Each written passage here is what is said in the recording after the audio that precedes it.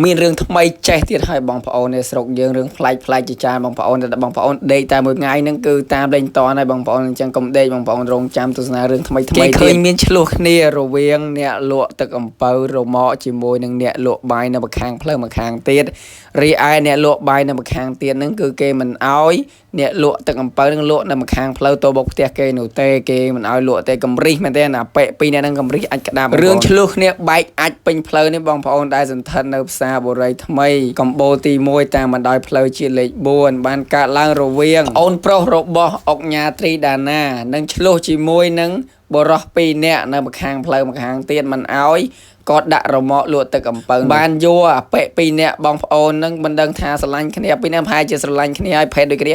បានយកបំពង់បលុតអគិភ័យជាមួយនឹងទឹកម្នាក់កាន់បំពង់ម្នាក់កាន់ទឹកបានបាញ់ស្រោចមកលើអ្នកលក់ទឹកអំពៅបងប្អូនពិតជាគួរអាណិតមែនទែនស្រោចបាញ់ហើយស្រោចបាញ់អាទឹកផ្សែងបលុតអគិភ័យនឹងចុកខ្មៅពេញមេឃជាបងប្អូនជាផ្សាយមីអាប់អូពេញកន្លែងហ្នឹងបងប្អូនឆ្លោះគ្នាបែកអាចបែកទឹកពេញហ្នឹងទៅសារតែកំរិះមិនឲ្យគេលក់នៅមុខផ្ទះបងប្អូនពិតជាដល់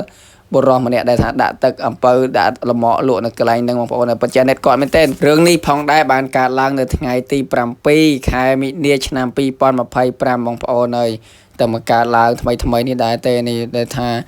ដល់កបួកវីពេញតែក្នុងសង្គមដែរបងប្អូននេះឆ្លោះគ្នាមិនឲ្យគ្នាលក់ដូរតាមចានផ្លូវនៅខ្នល់ម្ខាងទៀតសោះហ្នឹងនិយាយទៅកំរិះមែនអាពីរអ្នកស្រឡាញ់គ្នាភេទដូចគ្នានេះអាពេលហ្នឹងបើតាមឲ្យដឹងដូចជាអ្នកលក់បាយបងប្អូនគាត់អ្នកលក់បាយប្រកបមុខរបរលក់បាយលក់អីដែរនេះជាអ្នកលក់ដូរមួយដែរបងប្អូននេះកំរិះមែនតើមិនអោយគេលក់ដូរនៅមុខហ្នឹងមិនដឹងថាគាត់គិតអីទេប្រហែលគាត់គ្មានគ្រូអីមើលទៅបើគាត់គិតថាមិនអោយគេមកលក់ដូរអញ្ចឹងហើយផ្លូវមិនមែនផ្លូវគាត់ទិញដៃទេបងប្អូនហើយផ្លូវរត់គេធ្វើឲ្យសម្រាប់បងប្អូនទាំងអស់គ្នាសម្រាប់លក់ដូរឲ្យសោះហ្នឹងហើយបាយជាគាត់គិតថាទង្វើមួយនឹងល្អមើលទៅបែបយកបំពង់មកផ្លុតអគិភ័យមកបាញ់ស្រោចទៅលើមនុស្សបងប្អូនមនុស្សមិនមែនជាវត្ថុឬក៏ជាសត្វទេបងប្អូនវាអយុត្តិធម៌អាណិតមែនទែនចំពោះ2នាក់ដោយប្រពន្ធគាត់មែនទែនបងប្អូនហើយឮថាដំណឹងថាជាប្អូនប្រុសរបស់អុកញ៉ាត្រីដាណាទៀតបងប្អូនហើយធ្វើទង្វើបែបនេះមិនស័ក្តិសមសោះឡើយចំពោះយើងខ្មែរដូចគ្នាហេតុអ្វីគ្មានសុជីវធម៌នៅក្នុងសង្គមតតែសោះបងប្អូនហើយនិយាយពីប្រុសស្រឡាញ់ភេទដូចគ្នាពីអាល់កុហុលហ្នឹងនិយាយមិនកំរិះអាចក្តាប់បដៅនឹងខ្សែជក់អាចចង់មកក៏មិនដឹងតែពីរនាក់ហ្នឹងបងប្អូននេះឮថាដំណឹងលេចឮថាព័ត៌មានគេទទួលយកថា2នាក់ហ្នឹងលក់បាយគាត់គឺជាអាជីវករលក់បាយមួយដែរគាត់បើកហាងបើកអីហ្នឹងនិយាយពីលក់កោគេដល់កបងប្អូនហើយនិយាយពីថាអាជីវករនៅគេនៅអត់មានត្រូវជាមួយអ្នកណាម្នាក់ទេ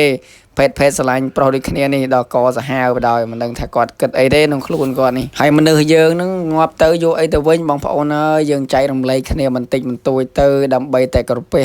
ដើម្បីទៅថាចិញ្ចឹមជីវិតនិងប្រកបមុខរបរប្រចាំថ្ងៃយើងលក់ដូររ៉ូស៊ីបងប្អូនអើយគ្មានអ្វីនោះទេយើងចេះជួយគ្នាទៅមកខាងផ្លូវម្នាក់សោះ